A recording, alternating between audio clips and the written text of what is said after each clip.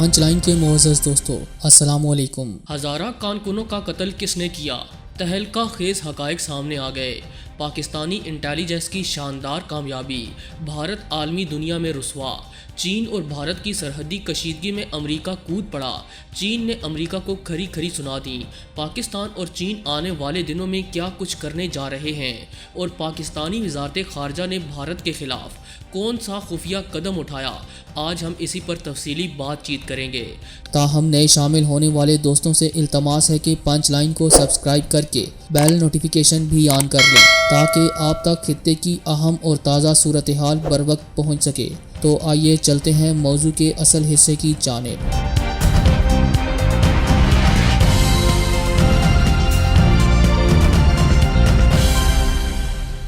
معزز ناظرین گرامی، چین اور بھارت کے درمیان لائن آف ایکچوئل کنٹرول پر کبھی سب اچھا نہیں رہا۔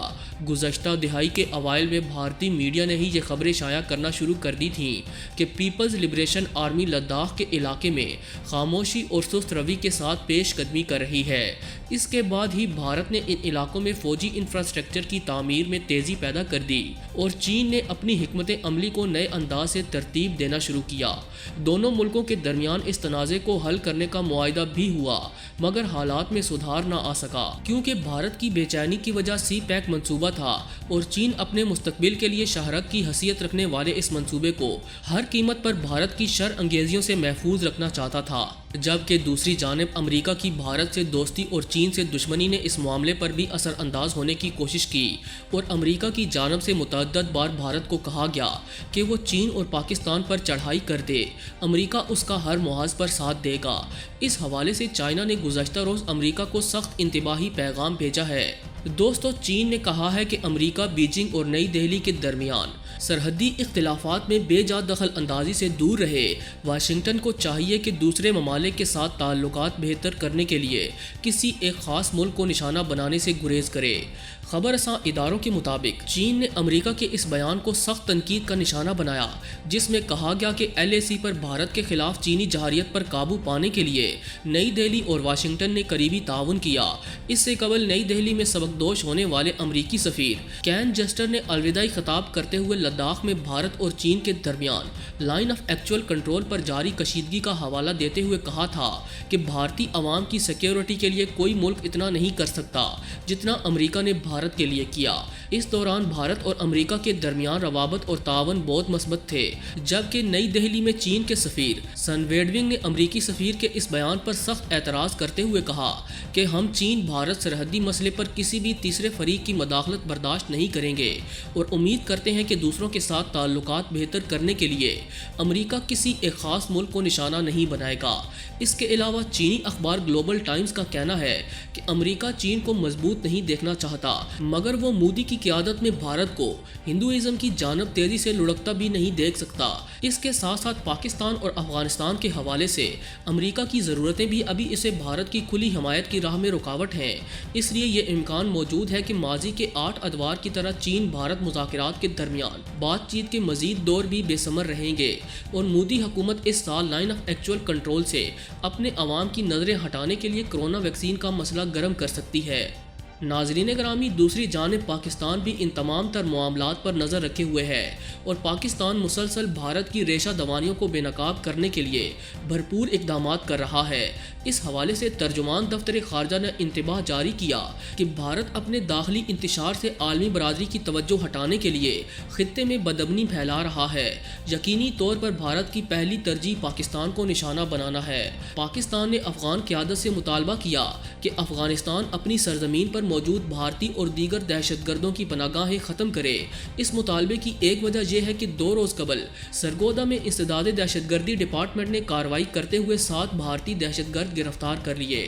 دہشت گردوں سے اسلحہ اور بارودی مواد برآمد ہوا اور ان 7 دہشت گردوں کو افغانستان میں موجود راہ کا ایک نیٹ ورک آپریٹ کر رہا تھا۔ کچھ رپورٹس نے بتایا گیا کہ گرفتار دہشت گرد ایک ہدف کے تعاقب میں تھے۔ اگر یہ لوگ اپنے مقصد میں کامیاب ہو جاتے تو بڑے پیمانے پر فرقہ وارانہ فسادات کا آغاز ہو سکتا تھا۔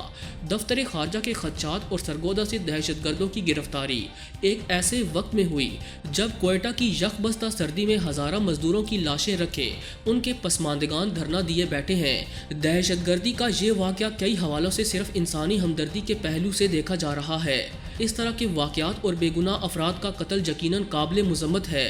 ریاست اور اس کے سربراہ کے لیے اس قسم کے سانحات کو نظر انداز کرنا ممکن نہیں، مگر یہ امر ملحوظ خاطر رہے کہ ہمدردی کی آڑ میں کچھ عناصر اپنے مقصد کی تکمیل کے لیے دو نہ کھیل جائیں۔ اور اندر کی ایک خبر کے مطابق بلوچستان میں ہونے والی خون ریز دہشت گردی کی واردات کے پیچھے بھی بھارت کا ہی ہاتھ ہے۔ دوستو، ابھی چند ہفتے قبل پاکستان نے بھارت کے خلاف اقوام متحدہ کو ڈوزیر پیش کیا، جس میں دہشت گردی کے متعدد واقعات کے پس پردہ بھارت کے کردار کو بے نقاب کیا گیا۔ ان دستاویزات میں اقوام متحدہ کے حکام کو آگاہ کیا گیا کہ بھارت نے بلوچستان میں بدامنی اور انتشار پھیلانے کے منصوبوں کی خاطر 20 ارب روپے کے فنڈز مختص کر رکھے ہیں۔ اس امر پر تعجب نہیں ہونا چاہیے کہ بھارت بلوچستان میں بدامنی کیوں پھیلا رہا ہے۔ کچھ شواہد ہیں جن کو مد نظر رکھا جائے تو بھارتی مداخلت کا سبب سامنے آ جاتا ہے۔ سب سے پہلے یہ کہ بھارت میں ایک جمہوری نہیں بلکہ فاشسٹ انتہا پسند حکومت ہے جو پاکستان کو عدم استحکام کا شکار کرنا چاہتی ہے۔ نریندر مودی نے پہلے ریاستی وزیر اعلیٰ کی حیثیت سے اور پھر ملک کے وزیر اعظم کی حیثیت سے کئی ایسے فیصلے کیے جن سے اقلیتوں اور مودی مخالف قوتوں کو کمزور کرنے کی کوششیں کی گئیں۔ سب سے پہلے مسلمانوں کو ہدف بنایا گیا۔ تازہ معاملہ کسانوں کا احتجاج ہے۔ بھارتی کسانوں نے مودی حکومت کے نئے زرعی قوانین کو مسترد کر دیا ہے۔ 3 ہفتوں سے بھارتی کسانوں نے پورے ملک کو مفلوج کر رکھا ہے۔ خاص طور پر ہریانہ اور پنجاب میں کسان تحریک تیزی سے مقبول ہوئی۔ یہ صورتحال بھارت میں مسلسل بدامنی اور انتشار کی دلیل ہے۔ دوستو، اس سے معلوم ہوتا ہے کہ بھارت کا نظام جمہوری نہیں رہا بلکہ انتہا پسند ہندوؤں نے اسے یرغمال بنا لیا ہے۔ بھارت صرف داخلی طور پر ہی نہیں بلکہ خارجہ سطح پر بھی ناخوشگوار تبدیلیوں سے گزر رہا ہے۔ پاکستان سے اس کے تعلقات میں مدت سے کشیدگی ہے۔ یہ تنوع اس قدر پھیل چکا ہے کہ سفارتی تعلقات تاریخ کی نچلی ترین سطح پر پہنچ گئے ہیں۔ چین سے جھڑپیں بھارت کی نئی حکمت عملی اور عالمی صف بندی کی علامت ہیں۔ سب سے عجیب معاملہ یہ ہے کہ بھارت کا سب سے عزیز ہمسایہ بنگلہ دیش اور اس کی بھارت نواز وزیر اعظم حسینہ واجد بھی مودی حکومت کی پالیسیوں سے نالاں ہیں۔ حال ہی میں بنگلہ دیش میں پہلی بار بھارت کے خلاف بڑے بڑے مظاہرے ہوئے۔ یہ وہ صورتحال ہے کہ جو بتاتی ہے کہ بھارت تیزی سے داخلی اور خارجی تنازعات میں الجھتا جا رہا ہے۔ ان تنازعات کی وجہ سے بھارت کی معیشت سست ہوئی۔ کرونا نے اس سست معیشت کو مزید ابتر بنا دیا۔ بدامنی اور انتشار کی وجہ سے وہ سرمایہ کار جو بھارت میں نئے منصوبے لگانے میں دلچسپی رکھتے تھے اب دوسرے ممالک کا رخ کر رہے ہیں۔ بھارت میں پاکستان دشمنی ایک پروڈکٹ ہے جسے بیچ کر بی جے پی سیاسی کامیابیاں حاصل کرتی رہی ہے۔ پاکستان میں سرجیکل اسٹرائیک کا شوشہ ہو یا کسی نام نہاد خفیہ کارروائی کا قصہ، بی جے پی جھوٹ کی داستانیں سنا کر اپنے کارکنوں کو پرجوش رکھتی ہے۔ اپنے مسائل سے توجہ ہٹانے کے لیے مودی حکومت بلوچستان سمیت پاکستان کے حساس علاقوں میں فرقہ وارانہ فسادات کروانے کی کوششوں میں ہے۔ ان حالات میں ریاست پاکستان اور اس کے اداروں کو پہلے سے زیادہ مستعد رہنے کی پوری امید ہے کہ آج کی یہ ویڈیو آپ کو بے حد پسند آئی ہوگی۔ ویڈیو پسند آنے کی صورت میں اسے لائک کرتے ہوئے دیگر دوستوں سے شیئر کریں اور ہمارے چینل کو سبسکرائب کرنا ہرگز نہ بھولیں۔ آج کی ویڈیو میں بس اتنا ہی۔ اگلی ویڈیو تک کے لیے اللہ نگہبان۔